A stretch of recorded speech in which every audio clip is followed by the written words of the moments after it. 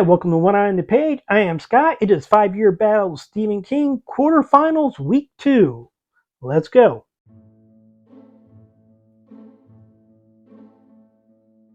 Last week we had And Then There Were None versus The Man in the Brown Suit.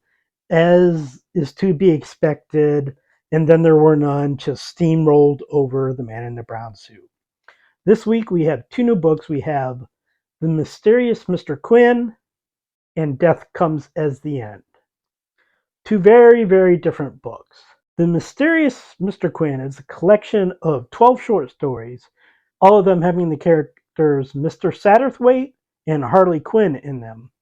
Mr. Satterthwaite is older, bachelor, never married. Some people may say that he gives off some homosexual vibes. I don't know myself, but I will say he's one of my favorite characters. He kind of relies on observation quite a bit, and that's the type of character I really like. Person who kind of fades back and is just watching what's going on with everyone else. We have Harley Quinn, who is a mysterious man that just seems to appear at random times. These two are some of Agatha Christie's favorite characters. Harley Quinn, the Harlequin, back in that time was both a symbol for lovers and also a symbol for pranksters, so that he tends to appear whenever there are issues with lovers, and also he may be a messenger of death or death himself. These short stories have quite a supernatural turn, something that you don't really see in Christie books. Although there's another book in the quarterfinals that kinda a little, but yeah, very supernatural, not in your face, but kind of in the periphery a little bit, and it increases a little bit with each story. So Mr. Quinn and Mr. Satterthwaite meet in The Coming of Mr. Quinn, the short story that opens the book. Mr. Satterthwaite is at a house party. Everybody starts talking. The women go to bed and they talk about the previous owner of the house who has taken an exit that he made himself, and they wonder, why, because he seemed to be a very happy person. He was about to announce his engagement, and at this time Mr. Quinn comes up to the door. He says his car is being repaired by a chauffeur and he just wants to rest there for a little bit while he waits, and he is there, and they start the conversation again, and Mr. Quinn kind of helps solve the mystery of what happened to the previous owner. And as I mentioned before, kind of around with lovers. There are lovers involved. I don't want to ruin any of these short stories for you, so I won't go too far. But that is basically the introduction to Mr. Satterthwaite and Mr. Quinn. In this one, there's a little interaction. As each story goes on, more interaction happens, and Mr. Satterthwaite starts to go to the forefront, and Mr. Quinn goes to the back. Mr. Quinn is always there in the story, but sometimes he's not even necessarily needed for the solution, whatever the solution is. It's not always solving a murder. Whatever the solution is, it's more and more becoming Mr. Satterthwaite. Second short story is The Shadow of the Glass. It's another house party. There is another murder, but this time it is a present case. It happens there while Mr. Satterthwaite is there. There is this house. There is supposedly a ghost of a cavalier who had caught his wife with what was the term? a roundhead lover. These were people who were on opposite sides of the English Civil War. And I got this in Wikipedia. It's like, oh, there's a ghost, caught his wife cheating. Okay, I just found out about what actually the Cavalier and the Knockhead meant. Now there is another death here, and Mr. Quinn shows up and kind of guides Mr. Satterthwaite to the solution. Again, another one which is lovers appear. That's pretty much gonna happen with every story. Uh, some more up front, some a little pulled back, but pretty much every story. At the Bells and Motley, uh, Mr. Satterthwaite is in need of car repairs. While he's out in this village, he goes to the local pub and he finds Mr. Quinn there. And the landlord tells them about a local story, and they decide to solve the mystery.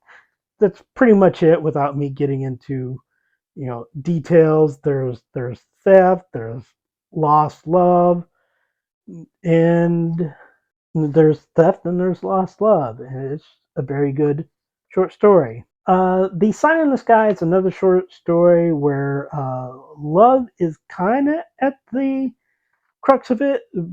Also, marriage, but those two things aren't actually the same. And it's one where Satterthwaite, this is where he really starts to move up to the foreground. Mr. Quinn isn't in it, but he plays a lesser part, just kind of there, maybe every once in a while, just to tap Mr. Satterthwaite in the right direction. It's mainly Mr. Satterthwaite. I'll also say that this is one of my favorite female characters in pretty much any Christie short story. I really like this one. The Soul of the Croupier, I believe is how it's pronounced. It's a story of lost love, or maybe more love that has dwindled. Uh, this is the first story in the collection in which there's not a murder that's at the heart of it. It's love and charity and belief and forgiveness. Not my favorite of the stories, but it's just a lovely little book. Speaking of my favorite, The Man from the Sea, which, if you've watched my vlogs before, this is the story that I say one of the Mary Westmacott books takes a lot of story from. Um, I'm blanking on which one. Oh, Unfinished Portrait. That one to a far lesser degree. But a man is in a Spanish village. He's on a cliff. He's thinking of. He has 6 months to live, his doctor has told him. So he's decided to control his own fate. Mr. Satterthwaite comes there, stops him, asks him to hold off. He had been there the night before, but a man who appeared to be wearing a harlequin suit was there. So, again, Mr. Quinn is in this, but just slightly, just little taps of guidance. Mr. Satterthwaite then meets a young English woman who has lived there for 20, not young, but younger than him. She's in her 40s.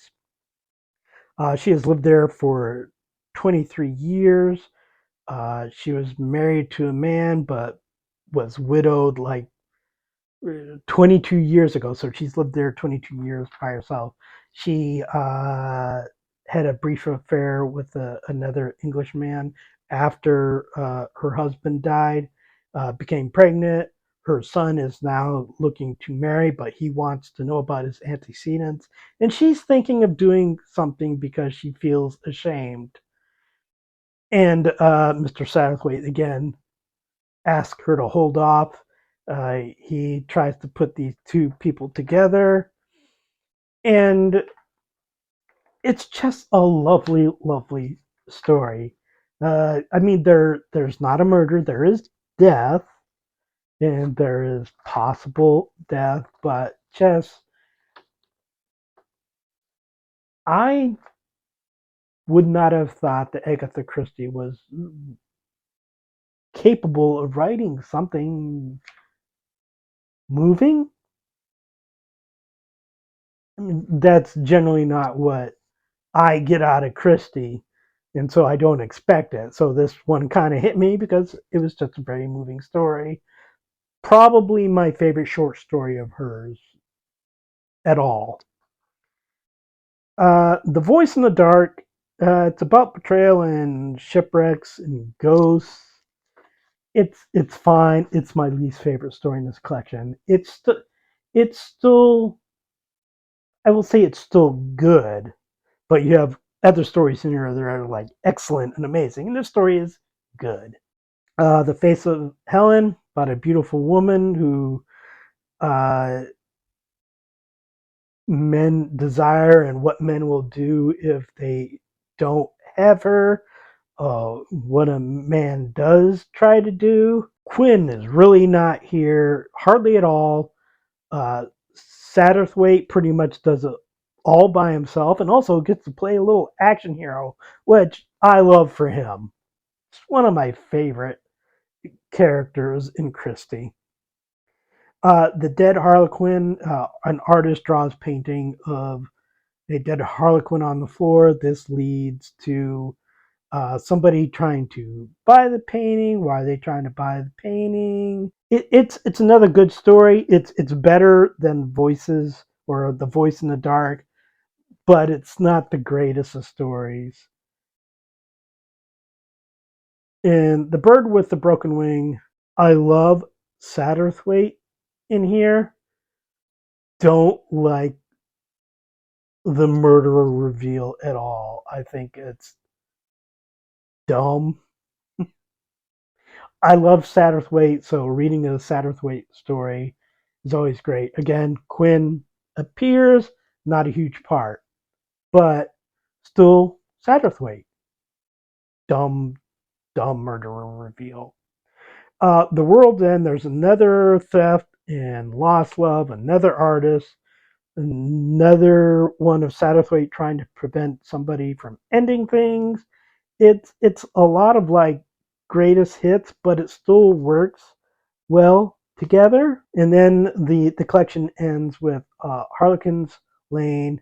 This one is a very dark story, especially for this collection, and it's not really a happy ending. We have other endings that aren't particularly happy, but this one is just like really, oh no, happy at all. A little bit of a darker side to Mr. Quinn. And as I said, there are two other I didn't say, but there are two other short stories with these two characters. The Love Detectives and the Harlequin Tea Set.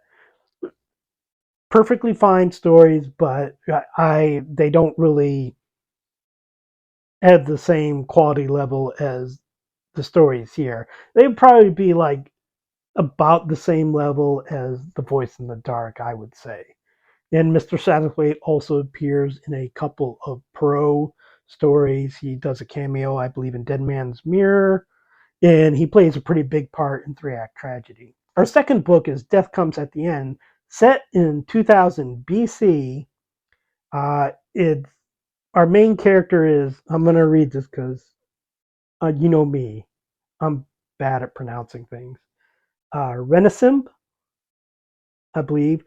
She's a young widow. Her father, Imhotep, is a mortuary priest. She has brothers, it's either Yamos or Yamose, Sobek, and Ippy. And of course, her brother have wives. Her grandmother lives with them. They have a hired help also. And then Imhotep brings home a new wife, concubine. The brothers' wives are not happy with her and they try to bully her a little bit, but she tells Imhotep and he threatens to disown the brothers.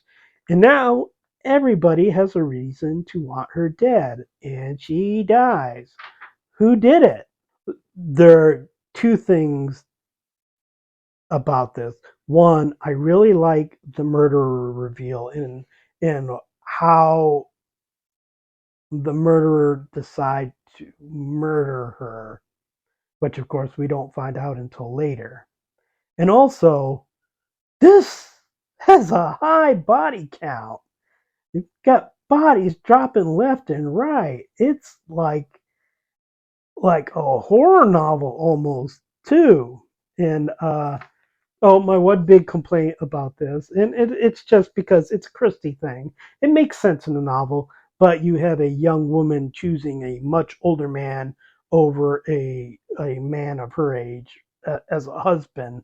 And it's just like, yeah, that probably makes sense in 2000 BC Egypt, but because it's such a Agatha Christie trope, I just rolled my eyes at it. But I'm not going to let that have anything to do with my selection of the book, but it's just like, yeah, it's Christie.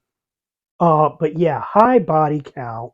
Maybe, and then there were none has a higher body count, but yeah, it's got a high body count.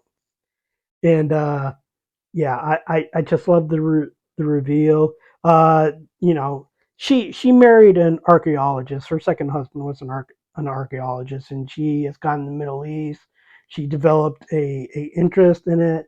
Uh, she also was able to read letters from a man about that time writing to his relatives about how they were treating his concubine. So uh, I also read on Wikipedia that she doesn't like this ending as much as the one that she originally wrote, and I really wish I got to see that ending. That would have been interesting to see, but I do not know what it is. But both very good books here. This is another one that personally for me, very easy pick. You probably know it just by the way I talked about the books, but The Mysterious Mr. Quinn is my pick for this. Death Comes as the End is a very good book, a possible top 10 book for Christie. Just very good book. I like that it's a little bit different than the rest of her stuff. And believe me, when I was doing my read of all the Christie books, I was not looking forward to reading this. I thought it was going to be horrible. One of my most fun reads. So that is it for this week. Next week we have Murder on the Orient Express and The Mirror Cracked from Side to Side. Please like and subscribe, leave a comment, and I will talk to you next time.